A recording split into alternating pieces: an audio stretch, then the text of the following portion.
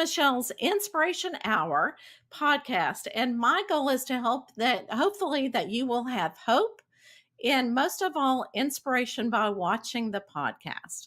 Now, here's a quote from our next guest. I'm willing to do things that I don't want to do to get things that I don't have. So Cam F. Awesome, and I love this, aka the Motivational Comic, is a former Olympic heavyweight multi-time national champion boxer with over 400 wins under his belt. He rose to fame after being featured in the Netflix documentary Punch, which chronicled his Olympic journey. Today, Cam uses his wit, humor, and life experiences to inspire and entertain audiences around the country as a motivational speaker and comic. So I am really excited to hear about his inspirational story that he has learned through all of his boxing and most of all, his life. So let's go ahead and bring him on. Hello, hello. Hey, thank you for having me. Such a cool intro, by the way. Well, I'm glad you like it. I enjoy doing the videos. To me, it's almost like art, celebrating the guest and everything. So if you're just listening, I always put together a video so you can go to YouTube to watch it. Yeah. And that just kind of, tells everybody who you are, where you've come from. Of course, I get on the guest Facebook and their Instagram and still pictures. I like that. And you found a not popular quote, which I love. Oh, good. Yeah. Oh, I'm so glad. I'm glad. Now, which one was that? So that people that didn't get to see it, or can you remember? It's okay. I'm willing to do the things that I don't want to get the things that I don't have. Oh, okay. The one that I said. Okay. Yeah, that's okay. cool. Yeah. Okay. So that's cool. Yeah. Oh, well, good. Well, good. Well, tell us. I know you are so young to all the experiences that you have been through. So tell us about your life story, how it got started. And, I really love sports because I was a swimmer. I know it's hard to believe because I've got the fair skin, but I was a competitive swimmer. And to me, that was the best thing that I've ever done because you learn lessons along the way. So tell us about how you got into boxing and, what you learned from it. Okay, so weird story about how I got into it. I was like 15 years old. I was super insecure about my weight, and I wanted to join a team to lose weight. Then I found out in school how calories work. Oh, they said like, yay! you consume about 2,000 calories on average, and you burn about 2,000 calories, and then you break even. So. Right. If you burn more calories than you consume, you will lose weight. Mm-hmm. And the only way I knew how to burn calories was like joining a sports team. But I tried out for every team and I couldn't make one. And then I figured out you can burn calories in anything you do. So I got rollerblades, and every day and before school for an hour, I rollerbladed because I wasn't going to consume less calories. Let's not be silly. Oh, right. Yeah. But here's where I learned. I did it morning after morning after morning after morning after morning after morning. I did it 6 mornings in a row, Michelle. Wow. I woke up. I was tired. I was sore. And not one single person stopped and said, "Hey, Cam, I can tell you're working out. You're looking good. Keep up the good work." And then I thought, am I wasting my time? Right. Because I want to lose weight. And I was frustrated, but I looked back at the equation and I looked at it as an equation. 1 + 2 = 3. If I burn more calories than I consume, I will lose weight. And I saw it as a simple equation. I was like, if there's no other way, I guess I'll keep going. And right. That was the first time I figured out how to deal with delayed gratification. I lost enough weight to join the boxing gym. Granted, I didn't have to lose weight to join a boxing gym, but I wanted to, like you brush your teeth really well before you go to the dentist. Right. Yeah. Right. Absolutely. Clean up the house before the house cleaner comes over. One of those things. So like I got good work. I got down to a good weight and I got to the gym and I would work out for 4 hours a day. Like I was there all the time. And Mhm. I wasn't there. I didn't want to fight or anything. I was just there Oh, right. to hit the bag and do jump ropes and, the fitness.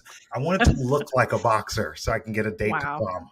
That was the whole intention of this plan. And Mhm. and then 1 + 2 = 3. Me. So in this equation, you are one. You should always be your own number one. No one's going to believe you, and no one's going to believe in you unless you believe in yourself. I'm a Right. big fan of believing in myself, and you should Yeah. too. 1 + 2 = 3. You are one. Two. So 3 in this equation is the outcome, the goal, the objective. Mhm. 1 + 2 = 3. So 3 is the outcome. What is 2? 2 is everything you need to do to get to 3. It's appropriately named Yeah. because it's number 2 because it's the crappy part of the job. That's right. When it's the part that you don't want to do, it's the reading, it's the studying, it's the getting up early Mhm. to train, it's the discipline, it's the actual work. And Right. I realized with this equation, 1 + 2 = 3, if I believe in myself, I'm number one, and I do the work, that's the only way it will come. Now, the only thing you cannot add to this equation, emotions. Oh, yeah. Yeah. We live in a society of feeling feelings. Mhm. I want you to feel your feelings, Michelle. I want everyone to feel their feelings. Right. But also, at the end of the day, objective reality, no one cares about your feelings. Yeah. Number 2 got to get done. You can be happy when you do number 2. You can be sad when you do number 2. You can be crying. You can be hungry. You can be frustrated. You can be kind. But the Mhm. job needs to get done. So when I started boxing, I got in better shape than all the other boxers. And the coach was like, "Hey, do you want to get in the ring and spar?" And I was like, "Oh no, my mom's not going to let me." Okay. Right. Everyone Right. laughed. Right. And I was like, "Oh, I'm joking. I'll get a mouthpiece." And Yeah. I got kind of peer pressured into getting in the ring. So immediately my brain worked with this equation. 1 + 2 = 3. I am one. 2 Mhm. is not getting hit. Oh, 3 is surviving. So I got in the ring, right. and my whole objective was I didn't want to get hit. I was terrified, Mm. and I it wasn't memorable. But what I realized is when I was in the ring, I moved so much because I was so afraid of getting hit. I Mhm. sweat so much more. It was a way better workout. Wow. Right. Oh, I So bet it was. and then everyone wanted to spar with me, and I never had Mhm. friends. So I was 16. I was Oh, sparring wow. with everyone, and I realized, oh, all I have to do is not get hit, and I'm better than everyone else. So I decided to be a boxer, Mhm. and within 2 years, I became the number one boxer in the country. Uh, Wow. And I you oh, and you know what? You found your talent. And I kind of want to back up a little bit because you were talking about that not to put the emotion into the equation of getting things that you want. Because, women are terrible at this because talking about losing weight, they're never satisfied. You know what I'm saying? So oh, you're never satisfied for how much you lose or how good you look. Sometimes it's just, and then it becomes an issue of you're hurting yourself to get there. yeah. So Comparison I is a love thief of that. joy. Yeah. Uh, so comparison is a thief of joy. Like, what is your like? A lot of people, when I bring up this equation of weight and the weight loss thing, and I know Mhm. it's a sensitive subject, and I've had a terrible relationship with food my entire life Right. that I still battle. So like right now, I'm on top of that battle. I'm not always winning. Okay, Right. Right. Right. but I realized like, I'm an emotional eater, and I had to learn like Hmm. I Yeah. can't put my emotions into the equation. Uh, but comparison being the thief of joy, there's this guy who, and I don't remember his name, I can't pronounce it, but Yeah. a Kenyan guy, I believe, and he wanted to break the world record for the fastest mile. Hmm. And for years, and this was back in the 90s, and he tried for like 6 years in a row. That was like his big, he would win these races, but he wouldn't break the world record. And his goal was to break the world record by a whole second, which is unheard of, Wow. Yeah. and which is a great lofty goal. And after 6 years, towards the end of his career, he Hmm. finally broke the world record, Oh, wow. and he took second in the race. Oh, that is interesting. So he beat the world record, but became second in the race. Someone beat him in that race. That is crazy. But he reached his goal, right? Now you can Yeah. say he reached his goal, but if he compares Yeah. himself to other people, Right. then then he's not happy anymore. He never reaches his goal. So it's like Yes. we have to be careful of where we lock our goal onto, and we have to accept it when we get it. I love that. And I'm glad that we're bringing that up.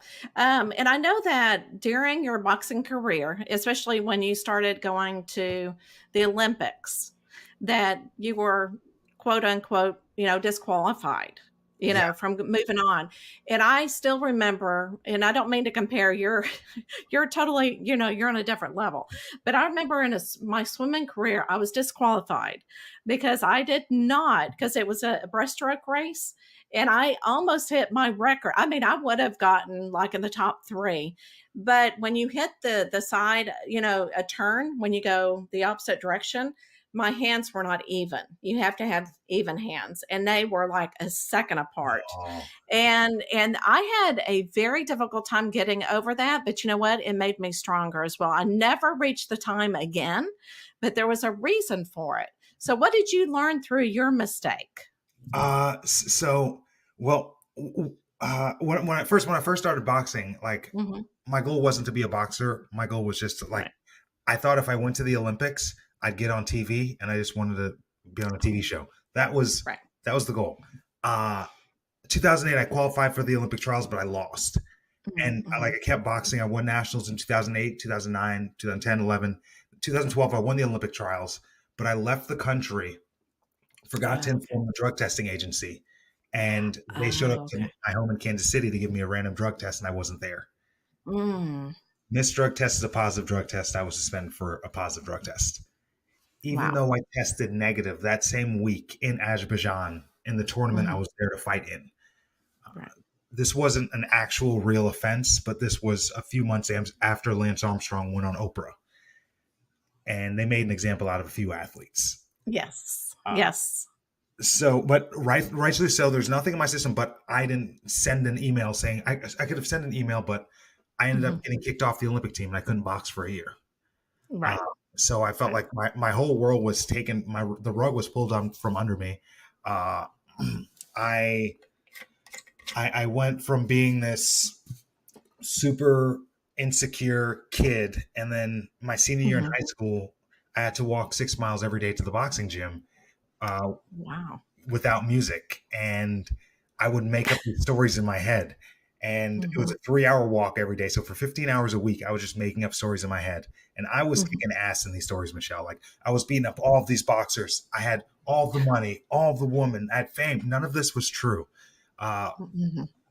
but the 6 months I walked to the gym every day, that made the pendulum swing from being this insecure person to this super cocky person, because I started to believe in myself, and I would go to the gym, and the things that I said I was going to do, I would do in sparring, and I was winning my fights, and I was like, "Oh, anything I say, I do. Why would I not say I can do everything?" And that Hmm. was the attitude. Now, that attitude is very obnoxious, by the way. If you, because it's a very heavy energy, I would say. Hmm. Uh, Right. Right. the pendulum swung. I was super cocky, and then I got kicked off the Olympic team, Hmm. and I was humbled. Hmm.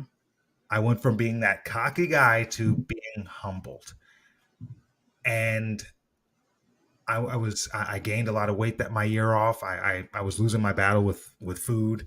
Hmm. I was drinking a lot. I was depressed, and I realized I was humbled, and then I realized the difference between myself in that moment in 2012 and me when I was walking to the gym every day is like, one of us liked me, Hmm. and I thought about how much do I like myself? 1 + 2 = 3. How much have I been working on one? How much do I believe in myself? Hmm. I got humbled.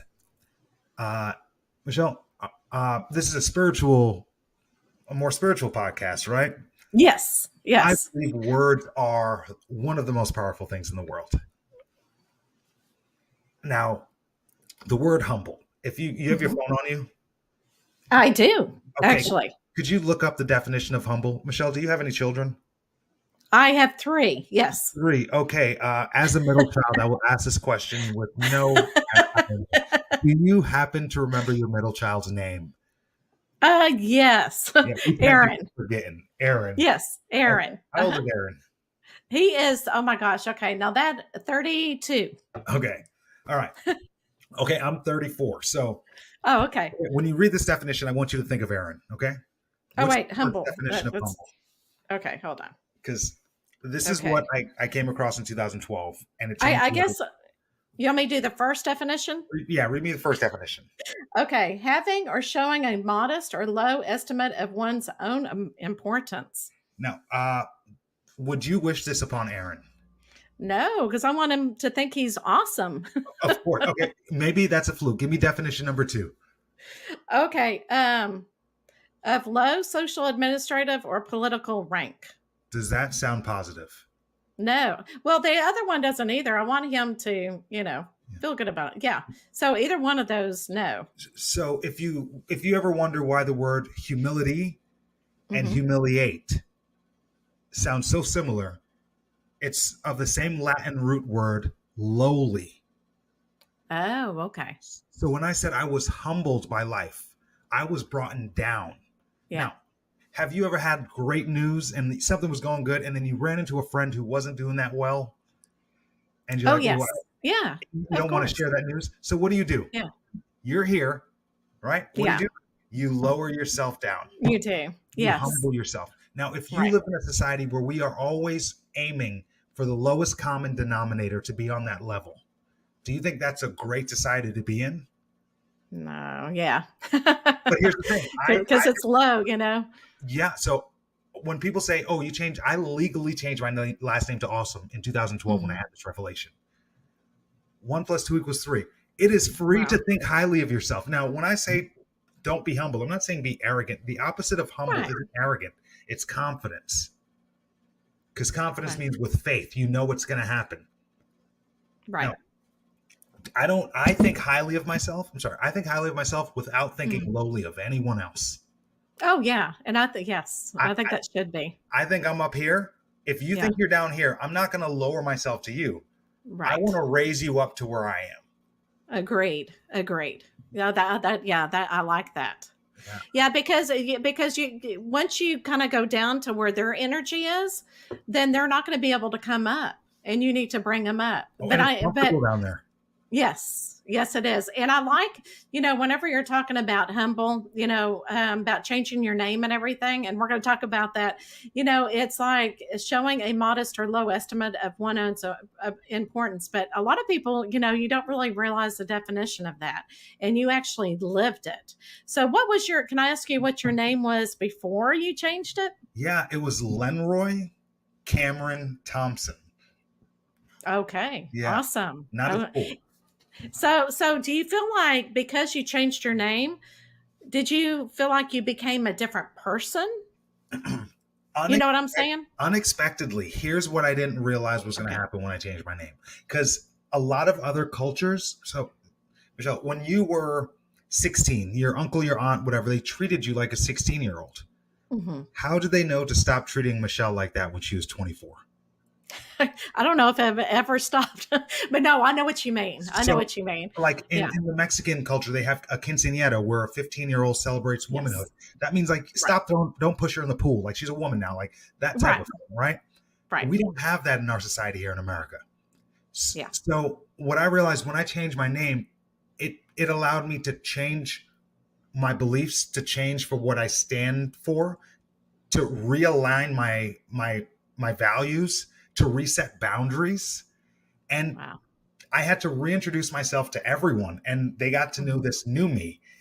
I wasn't going to stand for certain things I stood for before, and I was going to change the way I look at life. And I think it was a good, I also realized that successful people, because I got to be around successful people through boxing, and it's not what I thought. Successful people will go out of their way to try to make more people successful. Mm-hmm. And I used to think people will be selfish when they're successful and I'm like, oh, no. It's like an abundance mentality thing. Successful people will stop their own success to go help someone else's success. And I realized that's how they become more successful. So the whole idea of putting faith in something, I decided I was just going to work on trying to make other people's lives better. Wow. And in return, if the universe works the way I think it will work, Right. my life will in return get better.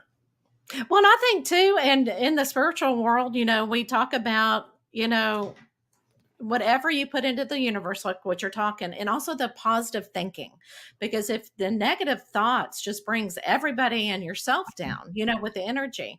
And I love where you're bringing up that you really share, your life story and everything. You are also going into the school systems and helping these teenagers out, by speaking to them. And because I know there's so many teenagers that are, all you have to say is they're teenagers, first of all. but there's a lot of depression going on and everything. And for you to go out and speak and really, and just what you said on this podcast is very inspirational. So where do you go to speak right So now? I speak at high schools, middle schools. Mhm. I do colleges, and I also do corporate. I speak on resilience, having a championship mindset. Okay. Uh, and one of the takeaway lines from my speech is on resilience is, if you can fail without being discouraged, success becomes inevitable. Yeah. So it's the idea of not quitting. And a lot of people hear the word fail and they think fail is a bad word, but Right. fail is good. Fail is how you learn. It's how you gain experience, how you Hmm. get better. But the bad word is discouraged, Hmm. because we don't quit when we fail. We quit when we get discouraged. Right. And a lot of us get discouraged before we even start, so we don't. Yes. So Agreed. with that type of thinking, so I went down. So I'm not wearing them right now, but there's a company called Notes to Self. This lady, she puts positive affirmations on socks. Oh, I have seen, that's awesome. I mean, that's great, I've run into this lady weirdly at a Yeah. friend's house, and her most popular socks is "I am awesome." People have been sending me pictures of these socks for Well, that's a years, and I really finally ran into this lady, and I was like, "Why'd you start this company?" And she uh said, "Your brain is more receptive to information, both negative or positive, first thing in the morning." really? So she puts positive Huh. affirmations on socks, so you say it out loud as you're putting on your socks to start your day. So What a great idea. I mean, yeah, absolutely. How people come up with these ideas. She is so correct. I read the book. So during the pandemic, I had a lot of free time, and I Mhm. thought, we read books because we value people's time, opinions, their insight, and we want their keys to success. And we read their book, we buy it, we open up, we get to the end of the first chapter, and it says, "Hey, Michelle, don't turn this page until you do this action step." What do you then do, Michelle? Well, I kind of, I turn the page. I won't speak on you. I have a bookshelf of books I never went back to those chapters. yeah. I know. Yeah. I always kind of like go through it. I'm one of those that I can't wait till the ending. Yeah. So I Yeah. said, next book I read, I'm going to do everything this book says, just as an Right. experiment. It was a Right. pandemic. I had time. Yeah. Napoleon Hill's Think and Grow Rich. I wasn't really the spiritual type person before this. It was a Hmm. little woo woo for me. Oh, right. Because I was Right. like posted notes, but you know what? I said, you know what? I'm going all in, and I took my girlfriend's lipstick. I'm writing on the mirror. I'm doing the affirmations. I'm repeating it in the shower. I'm going through the book slowly. I'm doing everything, and it started to work. Oh, awesome. Yeah. That's great. There's a quote in the book that says, when you see riches, you're going to be wondering where they've been hiding the entire time. Now, I figured, if I can do this with money, can I do it with happiness? Now, here, thinking about what Laura said about this company and positive affirmation, or your brain being receptive to information, what's the first thing we do in the morning? Yes. Check our That's true. phones. Right. And if you know anything about, well, we hit snooze, we do math in 9-minute increments, and then we check our phones. Right.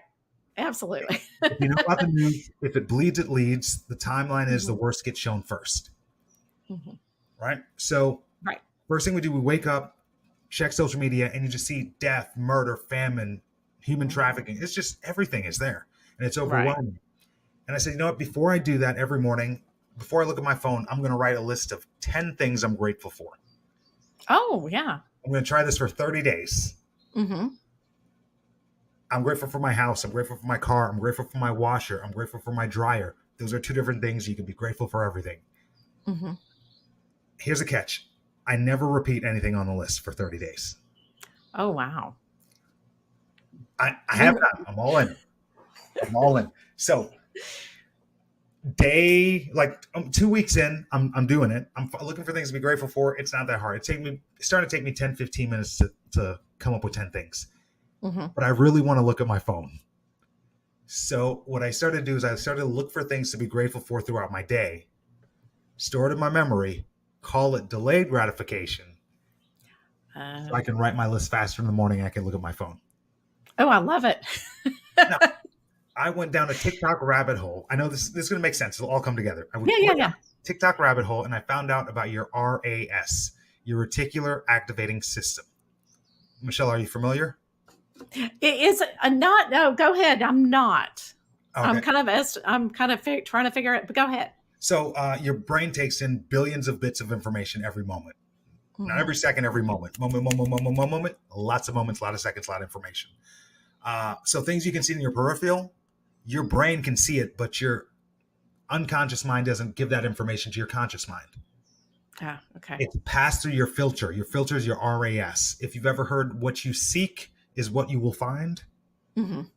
this is that thing. This is your RAS. I don't know why people don't know about this. Okay. Huh. So let's say you decide to go shopping for a yellow car, right? Right. You don't buy a yellow car, but then after that, you start seeing yellow cars everywhere. Mm-hmm. Has something like that ever happened? Yes.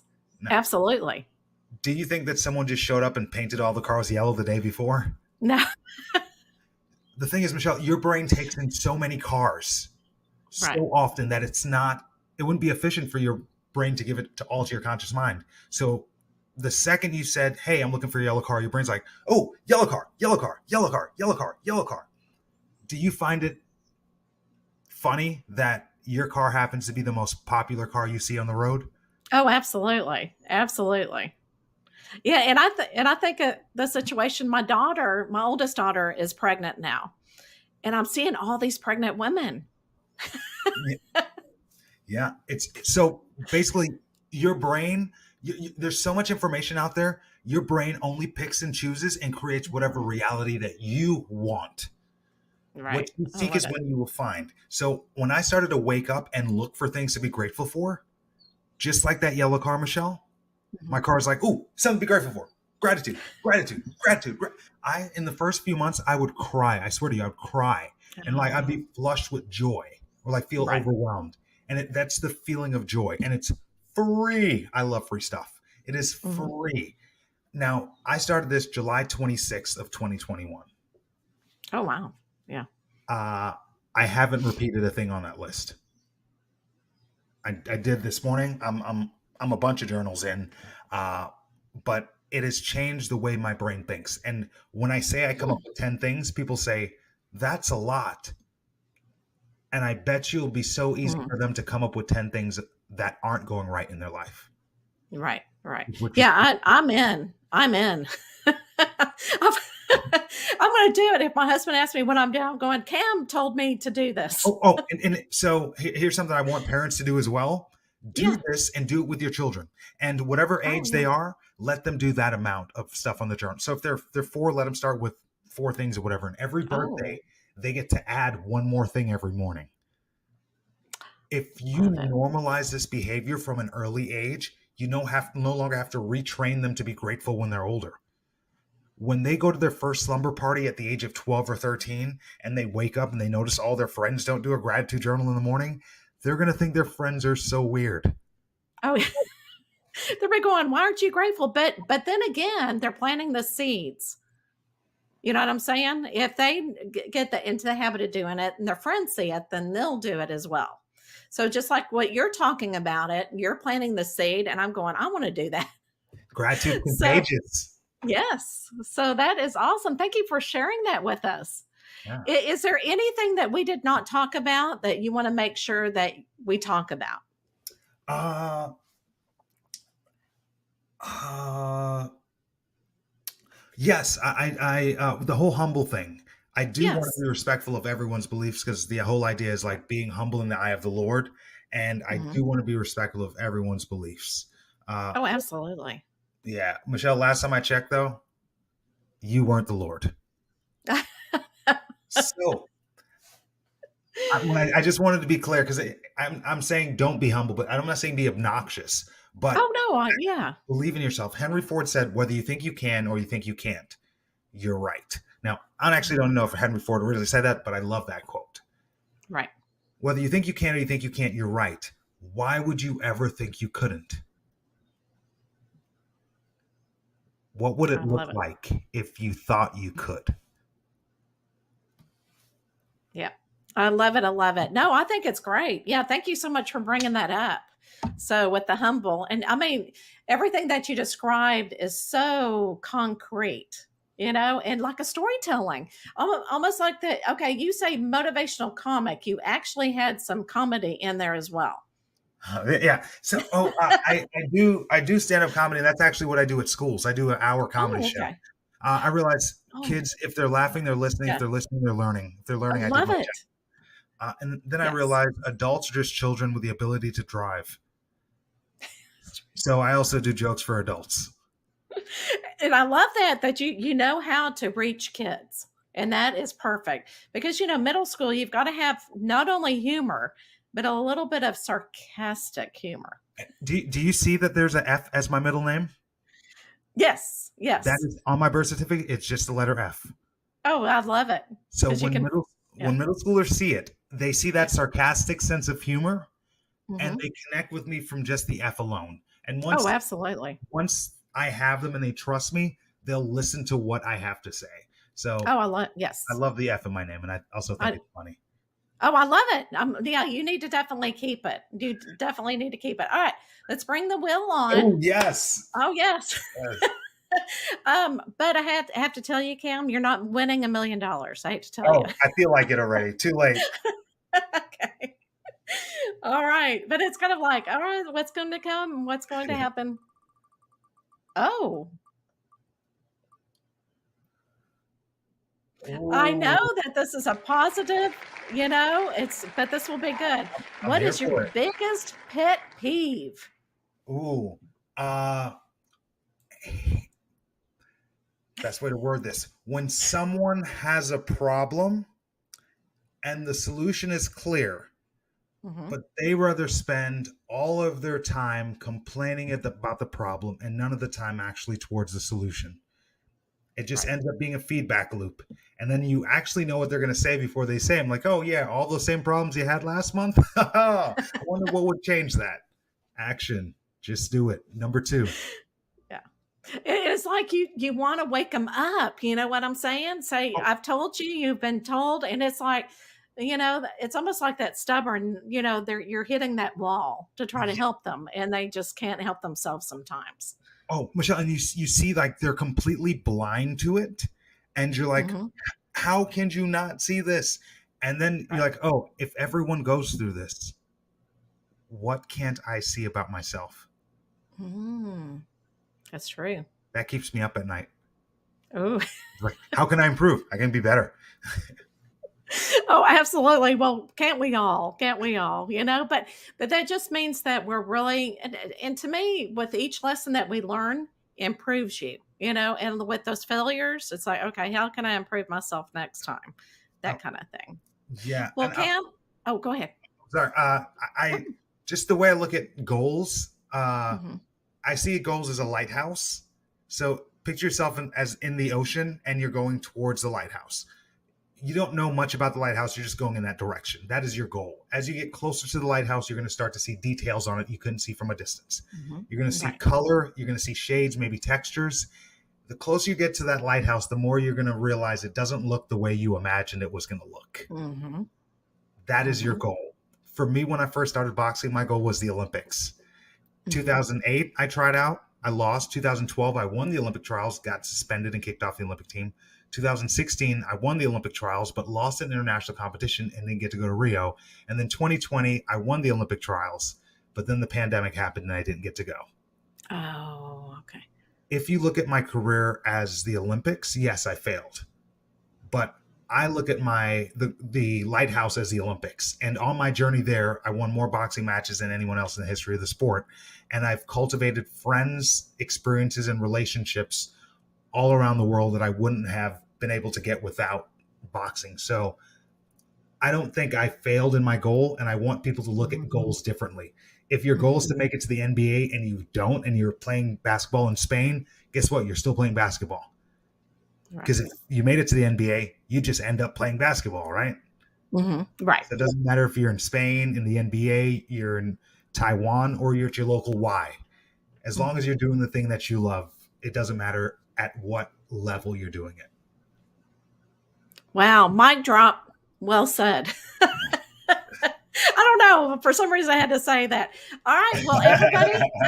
I like before I say goodbye, where can they reach you? You can find me at CamFAwesome on all the social media platforms, even Threads. I'm there too now because that's the cool hip thing to do. Absolutely. Absolutely. All right, everybody. Thank you for listening. And I'm going to say the quote one time, okay? One more time that Cam said. I'm willing to do things that I don't want to do to get things that I don't have. So think about that over and over again, and especially with Cam's wise words, to be the champion that you are today. All right, everybody. We'll see you next week.